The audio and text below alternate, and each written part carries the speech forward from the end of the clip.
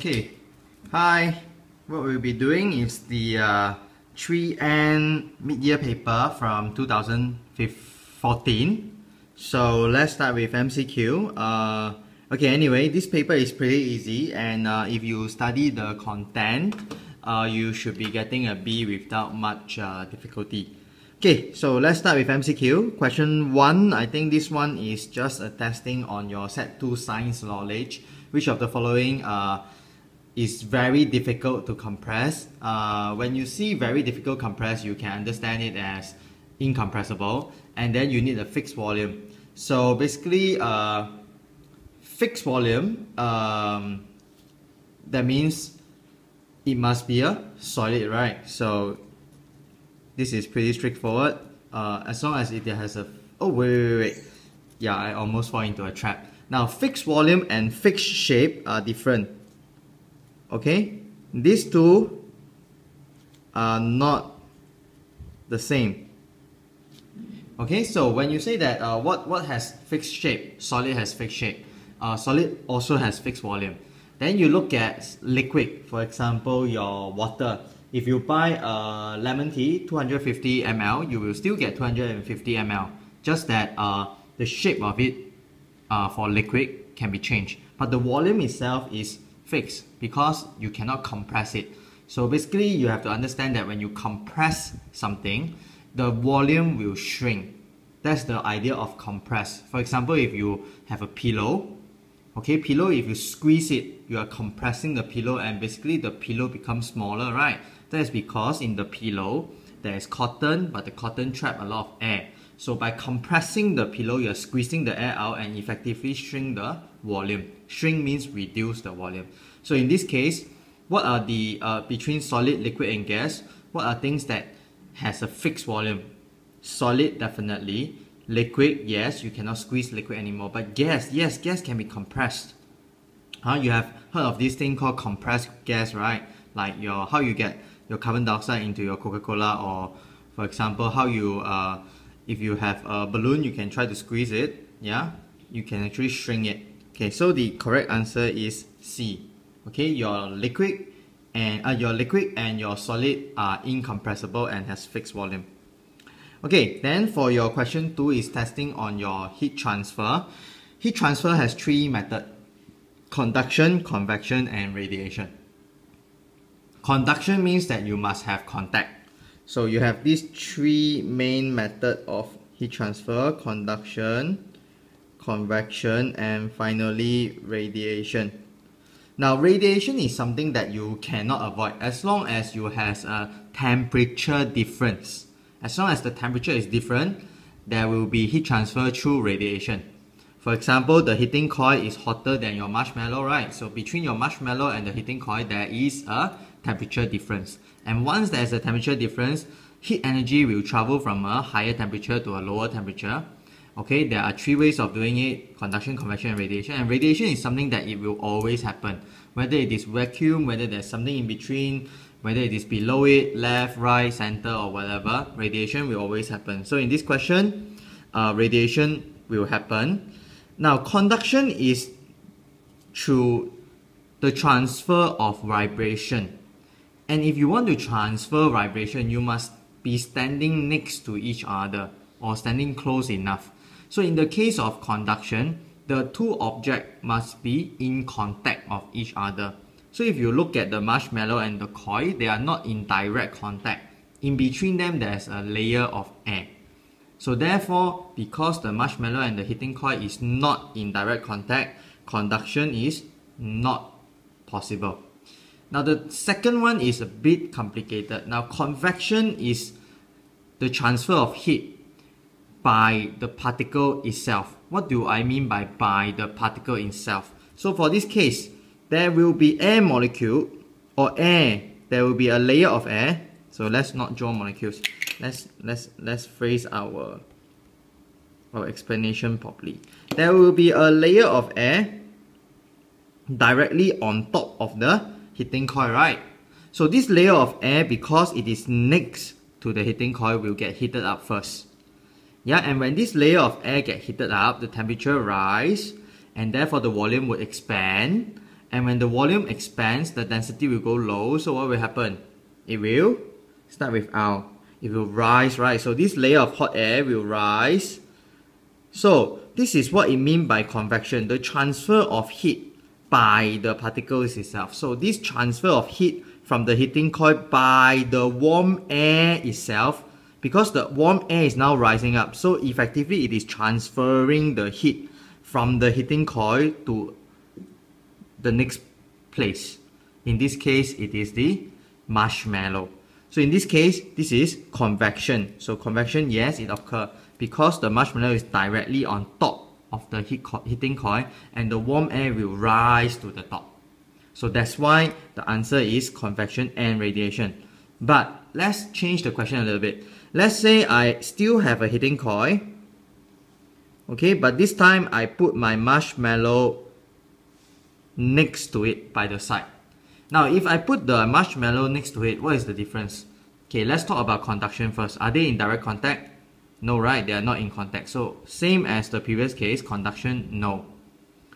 Radiation. Radiation always occurs as long as there's a temperature difference. Is there a temperature difference? Heating coil is hot, marshmallow is cool. Temperature difference, radiation will occur. Now, let us look at convection. Now, in this case, again, there will be a layer of air on top of the heating coil. Now, when this layer of air gets heated up, where will it go? It will go up, right? But is there a marshmallow on top now? No. Correct? So, this layer of air, will it heat up any marshmallow? No, right? Because there's no more marshmallow on top of it. Okay, but some of you may argue, hey teacher, then how about this layer of air? This layer of air. This layer of air is next to the marshmallow, right? Okay, if you are talking about this layer of air, this layer of air will also get heated up, but when it gets heated up, it will rise. So the direction of motion is up, but the marshmallow is to the side. So will this layer of air effectively, after it gets heated up, rise? Does it envelope or surround the marshmallow? No, right? The marshmallow is on the side, but the heated air will only rise. So that's why if your marshmallow is by the side and not like this case, the only way that heat can transfer to your marshmallow is only through radiation.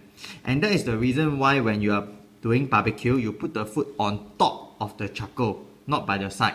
Because if you put the food on top of the charcoal, you are getting radiation and convection. So your food gets cooked faster. Understand?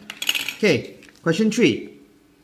Question 3 is a test on your knowledge on convection. So it says that convection happens in fluid but not in solid because, so just now in the previous question, I just told you that convection is the transfer of heat by the particle itself, meaning that those particles must be able to move. And in solid, can those particles move or not? In solid, the particles are in fixed position, they can only vibrate about their fixed position, right? So that's why, okay, let's go through this from bottom to top, okay, so that we go through every option. Because the temperature of solid is lower than that of fluid. Now this is not true, right? For example, if I have a piece of hot charcoal versus ice cold water. So hot charcoal definitely will be having a higher temperature than the ice cold water, which is a fluid. So this is a general statement that is not true for every case. So since it is not true for every case, we cannot select it. The density of solid is too high. Now, there are some liquid that has very high density, higher than water, higher than rock, higher than whatsoever. What are they? Have you heard of mercury?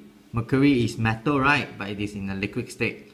So mercury, even though it is in a liquid state, has a higher density than a lot of our solid. For example, plastic, for example, wood, you know. So in this case, convection does not happen. It is not because of having a high density.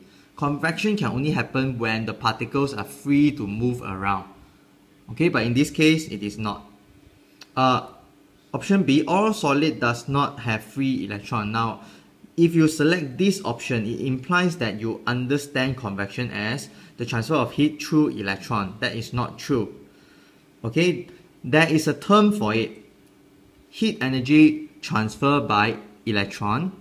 Okay, this is called free electron diffusion. It happens in conduction in metal. Now, normally in conduction, if let's say by wood is an insulator, meaning that there's no free electron.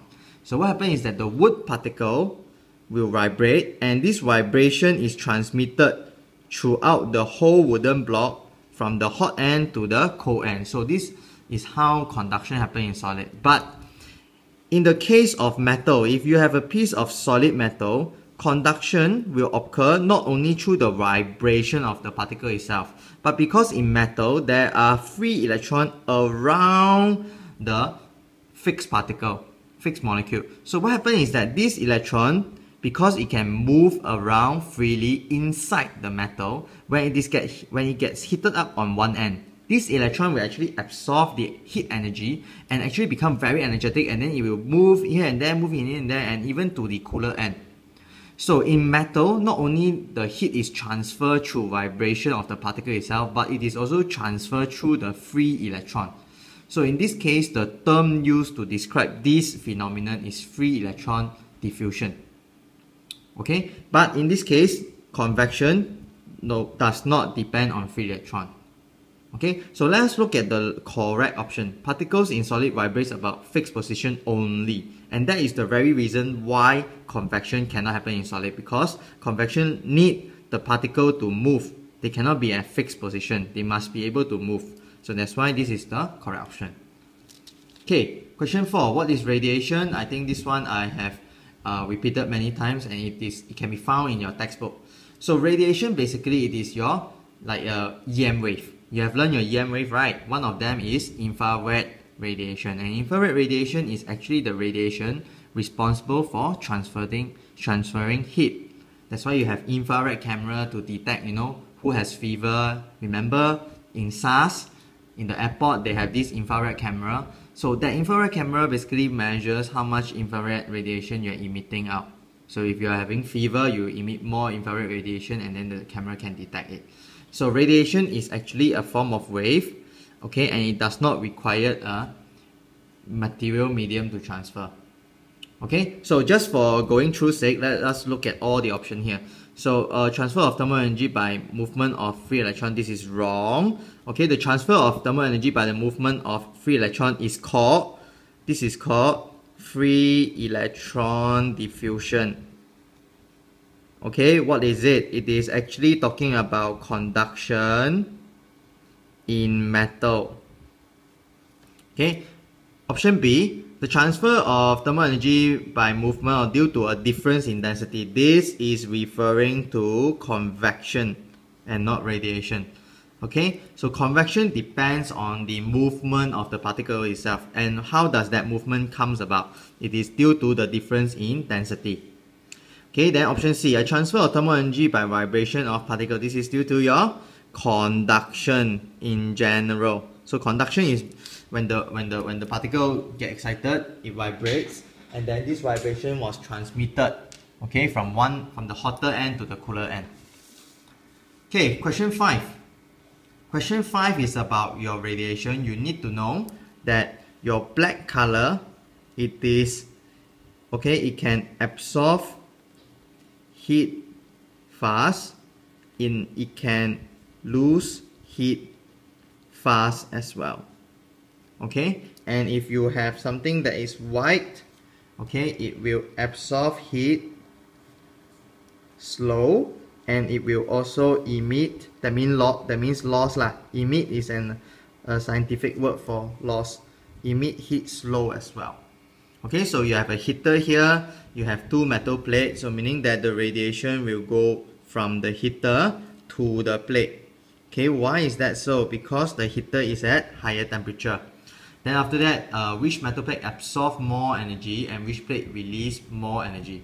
So if you got these two content knowledge correct, you will know that black will actually absorb heat fast and therefore absorb more. Right? If you absorb fast, you absorb more. So that's why absorb more will be black. And if it emits more, losing heat here, it also means emits lah. It's a scientific word. So emits more, of course, is your black. That's why A.